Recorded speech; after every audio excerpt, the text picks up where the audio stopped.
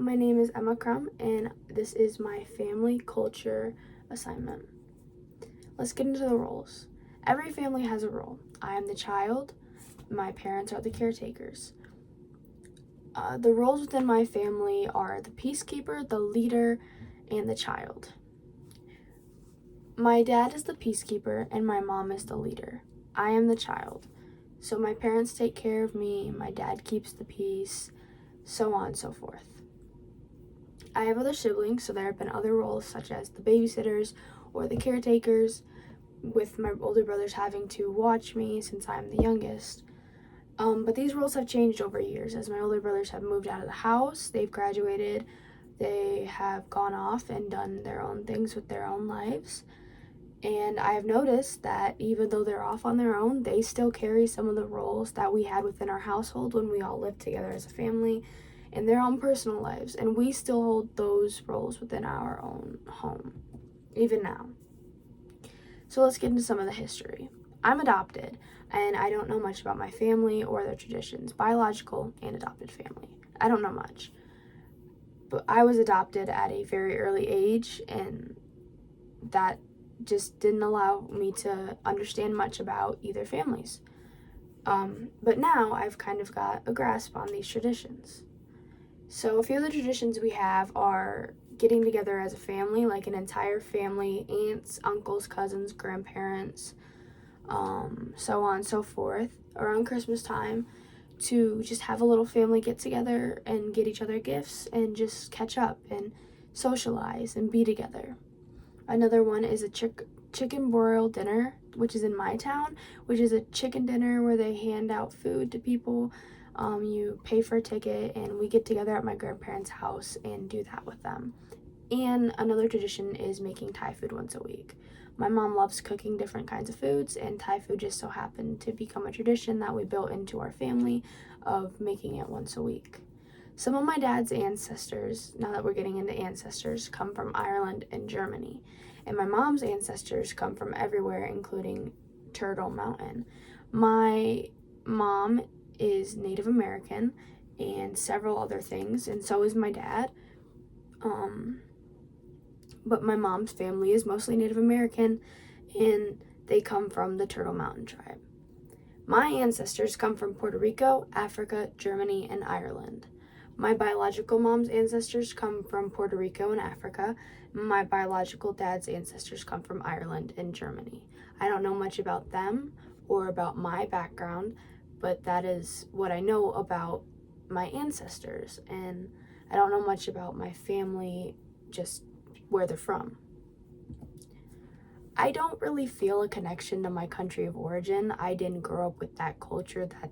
I grew up in an American household, so I grew up with the American culture, despite from the times where we would follow another culture by making their food or just following a tradition they do.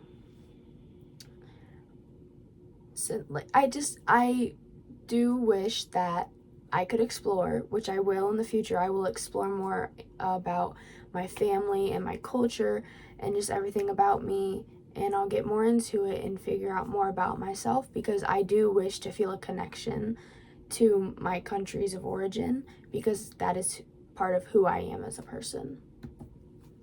Getting into grandparents, when I was younger, my mom's parents weren't really in my life. I didn't see them a lot. They were kind of absent. But as I got older, I would see them more, and I would see them more for family gatherings and birthdays and just family dinners. And that allowed me to get closer to them. My dad's parents have always been active in my life. Since the day I was adopted up until now, they have always been a part of my life. We moved into my mom's dad's house after he passed away. That way we could be closer to my dad's parents, and they are 3 blocks away from us. So being closer to them allows me to see them more and continue to grow and strengthen the bond that we have. Some of the information that I've learned about my family, such as the culture and other things, I wish to pass down in the future, such as some of the family traditions. And if I could choose any of the traditions, I would choose the traditions that mean a lot to me, that were a big part of my growing up and my childhood, such as getting together around the holidays as an entire family and seeing family members that I haven't seen for a very long time. I want my kids to be able to see their family more, so hopefully they won't have to, wait until there's a family event to see their family. But if that is the case, then I really want to pass down the tradition of family get-togethers to them. And I want to pass down the culture and traditions and little things we say or do. I want my kids to have those as well.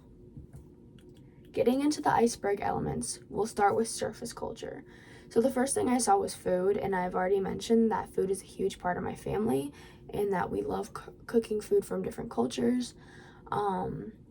We like to experiment and try new recipes and see and kind of mix and match and see what we can make. It allows us an opportunity to learn more about a certain culture and the things that they do and the food that they eat. And the other thing that caught my eye was language. Within my family, language is a huge thing. We've always created our own terms for like restaurants or stores. We'd have our own sayings. And me and my mom, we speak to each other in German all the time. I know that's literal language, but that's a way that I connect with my mom, and that's part of our family. Those are two huge things that just really matter to my family. And the last thing of the iceberg element is deep culture. Relationships with animals have always been huge, so that was the first thing that caught my eye, is we've always had deep connections to our animals and pets and just really any other animals such as dogs and cats, polar bears, giraffes, all kinds of animals. We all have a special bond that we hold very true to our hearts.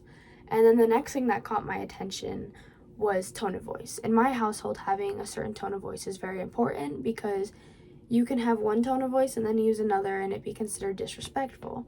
I've noticed that even in my own siblings' homes, they all have a tone of voice that they use that they consider respectful and a tone of voice that they don't use that they consider disrespectful. I think every family member has a certain tone of voice, but I think within the family there's one set tone of voice that really stuck, that is respectful, and just you stay and you use that tone of voice. And these are just the things that my families take really seriously and literal. And that is my family culture assignment.